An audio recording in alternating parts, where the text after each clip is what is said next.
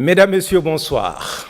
Osons le débat autour de la question de ce qu'on appelle PPTE, pays pauvres, très endettés. Drôle d'appellation. A-t-on besoin de dire à la face du monde qu'il existe des pays pauvres et qu'en plus, ils croulent sous le poids de la dette? Cette appellation, pour le moins connotée, rappelle à une autre époque, celle de la guerre froide, le bien nommé pays non aligné. Toujours est-il que les créanciers, comme par hasard, les plus riches de la Terre réunis au sommet du G7 en 1996 à Lyon, en France, ont lancé l'initiative PPTE en réponse à la situation d'endettement extérieur exponentielle dans certains nombres de pays parmi les plus pauvres, en majorité des pays d'Afrique au sud du Sahara.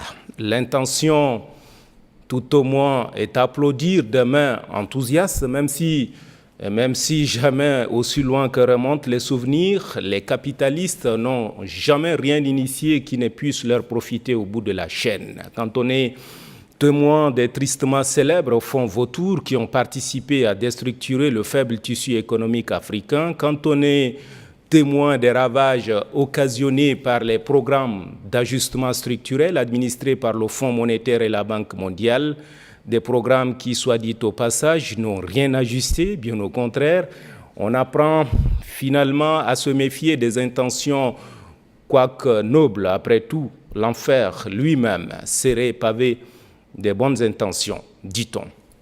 Pour en revenir à l'initiative PPTE, il s'agit d'un programme de référence qui vise à alléger les effets négatifs et pervers de la dette sur les pays concernés, des effets qui tirent vers le bas le progrès à accomplir dans le domaine du développement durable. Avant d'aller plus loin, il faut signaler que le Tchad attend aux portes de l'éligibilité depuis 2012. Tous les gouvernements qui se sont succédés ont fait un point d'honneur, une priorité. Aucun, jusqu'ici, n'a réussi à atteindre la lucarne du point d'achèvement du coût. Le pays se trouve être pénalisé sur les facilités élargies de crédit et autres facilités bi- et multilatérales. L'argent, dit-on, n'aime pas le bruit.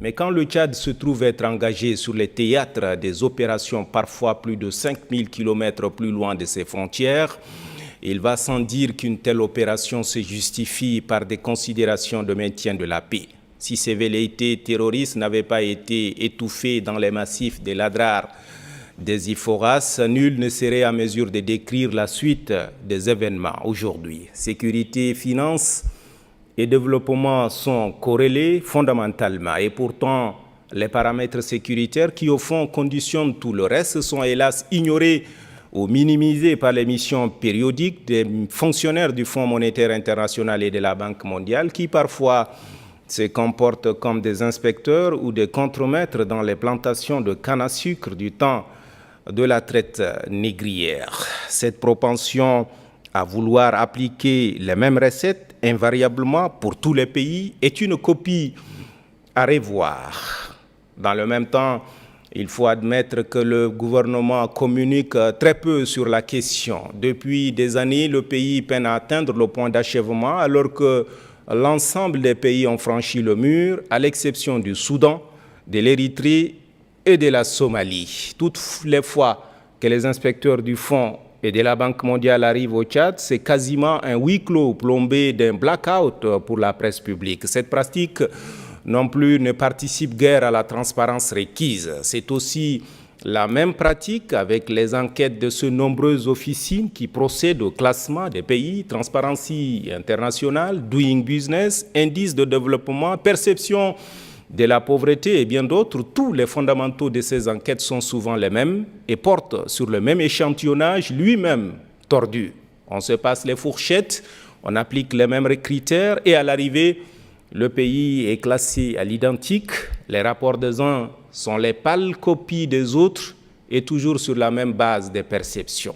Une perception reste une perception et n'a rien de scientifique fondamentalement. Dans bien de domaines, le pays a des progrès à accomplir, c'est certain, mais pour autant, est-ce juste pour un pays qui n'a jamais bénéficié des fonds d'appui d'urgence post-conflit, un pays qui subit le contre-coup tout à la fois des crises libyennes, soudanaises et centrafricaines, un pays de surcroît de la ligne de front en matière de lutte contre le terrorisme, d'être privé de la solidarité internationale. C'est bien beau de souscrire aux réformes macroéconomiques en rapport avec la réduction de la pauvreté, mais encore faudrait-il que le pays existe.